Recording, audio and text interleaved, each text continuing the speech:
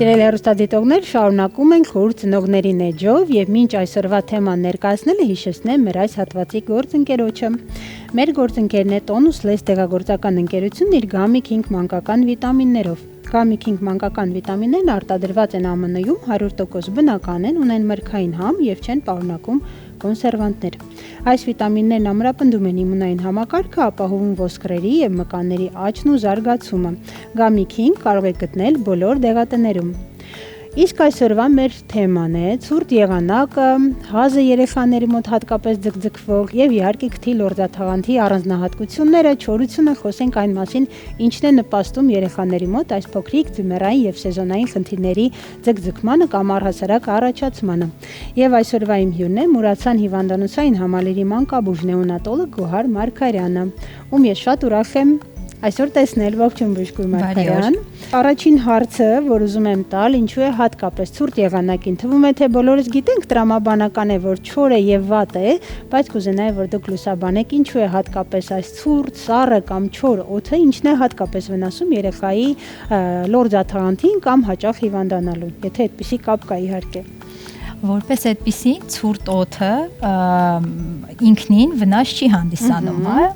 երեխայի օրգանիզմին, սակայն որոշակի գործոններով նպաստում է, որպեսզի օրգանիզմը ավելի ընկալունակ լինի վիրուսներին եւ բակտերիաներին։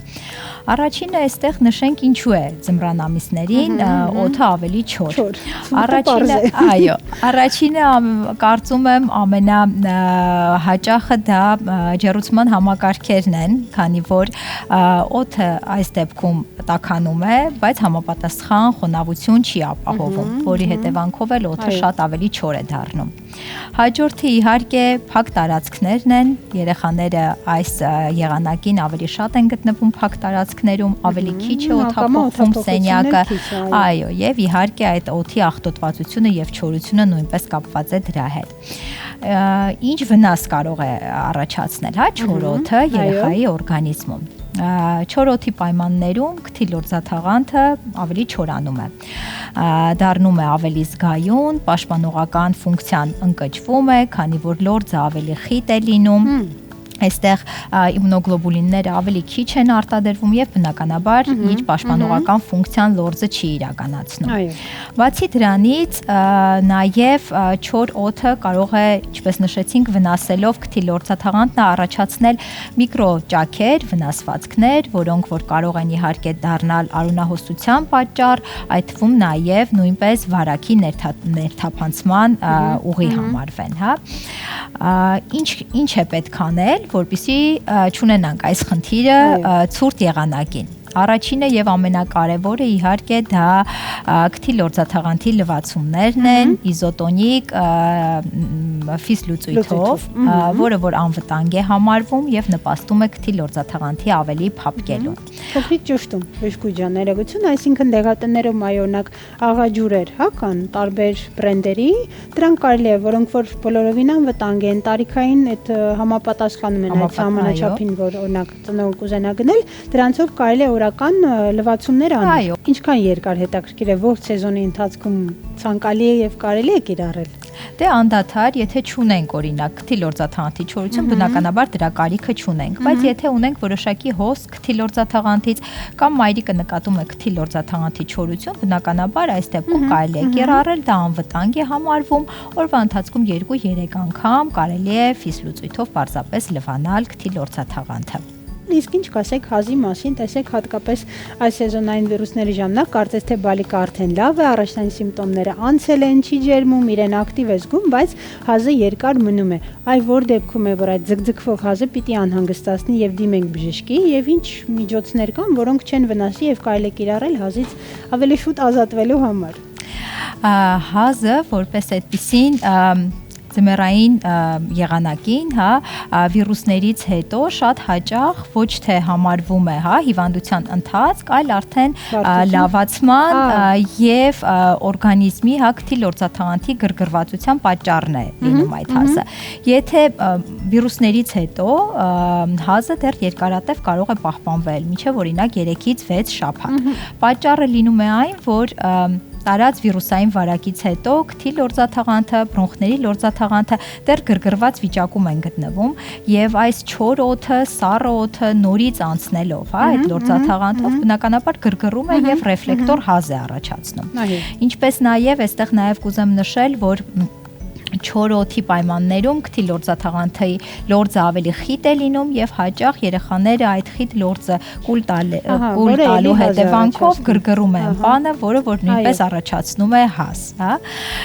Ինչ անենք, որպեսզի այս խնդիրը մենք չունենանք։ Այս տարբերակում իհարկե մեզ կարող են օգնության հասնել օդախոնավեցնող սարքավորումները, որոնք որ ճիշտ օպտիմալ խոնավություն են ապահովում, որը որ նորմայում պետք է լինի 40-ից 60% սահմաններում, հա, օդի խոնավությունը, եւ իհարկե այս խոնավացուցիչները օգտագործելուց շատ կարեւոր է, որ ծնողները յուրաքանչյուր օր անպայման, հա, մաքրեն այս խոնավացուցիչները, որովհետև շատ հաճախ այդ երկարատև փոշին հավաքվելով կարող է հակառակը հենց ինքը հանդիսանալ մանրեների աղբյուր։ Այդ իսկ պատճառով այդ հիգիենայի կանոններին պետք է հետևել։ Իհարկե պետք է խոնավեցնել, ինչպես նշեցի, ֆիզիոլոգիական լուծույթով կամ այս տարբերակում թորած ջրով, շատ հաճախ ծնողները որոշակի եթերային յուղեր են օգտագործում, որոնք որ իհարկե երեխաների շրջանում այդքան էլ ցուցված չեն։ Այո, շատ են հարցում մեր հաստատիտողներից, գրում են պարբերաբար այդ ինհալացիաների վերաբերյալ, որ երեխայի հազը միայն ինհալացիայի միջոցով են կարողանում թեթևացնել, արդյոք կարելի օրինակ կիրառել այս դեպքում, ինչն է վտանգավոր, հատուկ եթե օդը ուղղակի խոնավեցումը չի օգնում, այլ այս դեպքում պետք է դիմակով երեխան այդ օդը շնչի, միգուցե սովորական էլիֆիզ լուծույթը կարելի է թե չէ, ինչ խորհուրդ կտաք այս դեպքում։ Ինգալյացիաները իհարկե շատ օգտակար են եւ շատ կիրառվում են մանկաբույժների կողմից, բայց հստակ պետք է լինի ցուցում։ Ամբողջ ինգալյատորի նպատակը ինչումն է, որ որոշակի դեղորայք ներմուծելով ինգալյատորի մեջ օգնում ենք, որպեսզի ինգալյատորը այդ դեղորայքը ավելի մասնակի ճեղքի եւ ճիշտ հասցնի բրոնխների որոշակի հատված։ Այդ իսկ պատճառով իհարկե որոշակի հիվանդությունների ժամանակ, որոնք որ կարող են լինել օրինակ սուր օբստրուկտիվ բրոնխիտը, երբ կարիք են ունենում որոշակի դեղորայքների, օրինակ բրոնխալայնիչների, ապա այս տարբերակում բժշկի խորհրդով ցուցված է ինգալյացիաներ իրականացնելը։ Ինքնագլուխ միայն ծնողների ցանկությամբ այդքան էլ խորհուրդ չեմ տա, որովհետև այս տարբերակում շատ հաճախ ծնողները հաճախակի ինքնուրույն օգտագործելով կարող են նպաստել, որպեսզի քթի լորձաթաղանթից այդ մանրեները, վիրուսները ներթափանցեն ավելի խորը շերտեր։ Այդ իսկ պատճառով միանշանակ բժշկի ցուցումով է ցանկալի այս ինգալյատորների օգտագործումը։ Շնորհակալ եմ շատ, հետաքրքիր է լսել բոլոր ձեր խորհուրդները, եթե ունեք ամփոփիչ ընդհանուր խորհուրդ, օրինակ այս ցուրտ եղանակին, թե օդի, թե հազից խուսափելու հետ կապված, կարող եք հնչեցնել։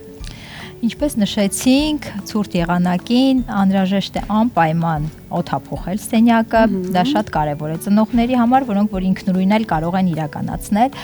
Օդի չորության պայմաններում ցանկալի է, որպեսզի սենյակի օդը խոնավեցնենք, որպեսզի օպտիմալ ապահովենք 40-ից 60% օդի խոնավությունը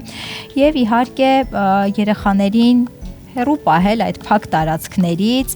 այն ծնողները, որոնց որ երեխաները հիվանդ են, խորհուրդ չի տրվում ուղարկել դպրոց, մանկապարտեզ, քանի որ փակ տարածքներում նույնիսկ մեկ երեխա եթե լինի հիվանդ, այդ վարակը շատ արագ կարող է տարածվել եւ իհարկե ամենակարևորը հետեւել հիգիենայի պարզ կանոններին, ձեռքերի հաճախ լվացում, քթի լորձաթաղանթի լվացում։ Շնորհակալ եմ շատ, ուզում եմ միայն լրացում անել, իհարկե բժշկու խոսքերից, ես ինքս սիրում եմ այդ ռիտուալը կատարել, որը օրինակ առավոտյան արթնանալիս գոնե 10 րոպե սենյակը երեխայի օդափոխել եւ քնելուց առաջ, սա դարձնել ուղղակի սովորություն, թարմեցնող այդ սառը օդը թողնել սենյակ եւ ինչպես բժշկուին ասեց, մենք այդպես խոնավությանը կարծում եմ եւս կնպաստենք սենյակի։ Այս պահին պատրաստել ենք այսքանը, մինչ ավարտելը հիշեցնեմ մեր այս հատվածի գործընկերոջը։ Օրեցօր ջերմաստիճանի անկման շնորհիվ երեխաները ել ավելի հաճախ են հիվանդանում։ Մեր գործընկերն առաջարկում է ձեր բալիկների իմունային համակարգն ամրապնդելու համար ամերիկյան արտադրության Gummy King վիտամինները, որոնք ունեն մրգային համ, 100%-ով բնական են եւ չեն պարունակում կոնսերվանտներ։ Վիտամինները հիմնականում կարող եք ձեռք բերել Tonus Farm դեղատնային ցանցում կամ պատվիրել on-line 055 305 307 հեռախոսահամարով։ Այս պահին պատրաստել ենք այսքանը, իմ հյուրներ Մուրացան բժշկական համալիրի մանկաբույժ նեոնատոլոգ Գոհար Մարգարյան, ում հետ զրուցեցինք հետաքրքիր թեմայի շուրջ, իսկ այս պահին առաջարկում եմ տեղափոխվել խորհուրդ մասնագետի ցեջ։